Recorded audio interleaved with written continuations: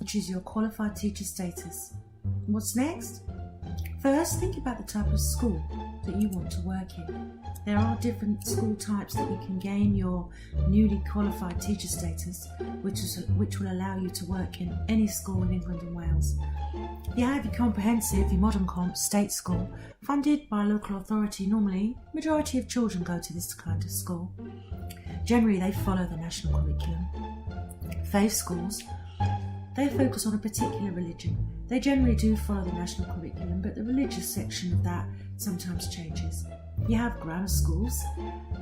Children can go to these from around year 11. They often take a test called an 11 plus to get into there. Academies and free schools, they're generally funded part by the government, but often it's private funded. They have more freedom over what they teach. Independent schools are private schools, and parents have to pay to send their children here. They have a lot more freedom over the curriculum. And then you have special schools with people aged 11 plus and older, and they can specialise in 4 areas of special educational needs. You'll find the classroom sizes in a modern comprehensive to be larger than most other schools, say 30 to 35 as compared to 15 or 20. Behaviour tends to be better in grammar and independent schools, but not always. You need to think about salary. Remember, you're going to be in this job for 2 years. You'll find academies and independent schools generally pay higher salaries, but any government pay rise isn't guaranteed in this type of school. Think about where you want to work. That will affect your decision. Also, the times of the day.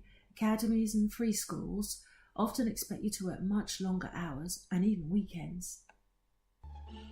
Talking about where you wish to work, you are considering the distance that you live to your chosen school, because you may be at school after hours, parents' evening, marking books, planning and preparation, and if you do live far away, it will be really tiring. The national curriculum, as I've mentioned, this is what you're going to teach. Generally, in computer science, the curriculum is set. We teach to Key Stage 3, 11 to 14, Key Stage 4, 14 to 16, Key Stage 5, 16 to 19. Primary is Key Stage 2, and that's years 8 to 11. Okay, ready to think about getting that job.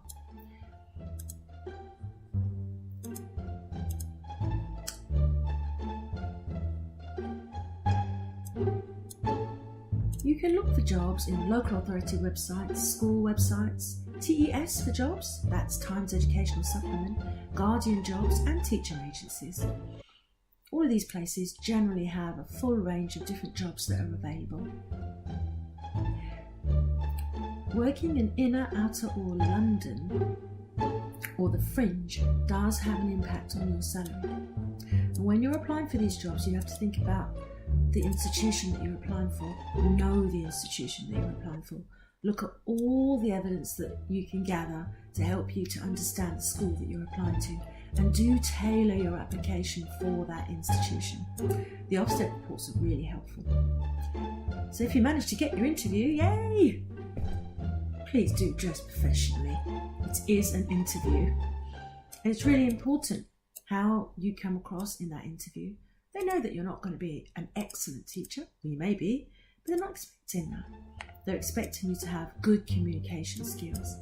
They're expecting your lesson to be well thought out, have 2 clear objectives in mind, and refer to those objectives. Plan for equipment failure. Things go wrong, but don't let it worry you. Just do what comes naturally. Excellent communication skills, including the ability to listen and construct well thought out answers, is the main thing that they're looking for in an interview. Good luck. This is the beginning of an amazing future. Teaching is a wonderful profession.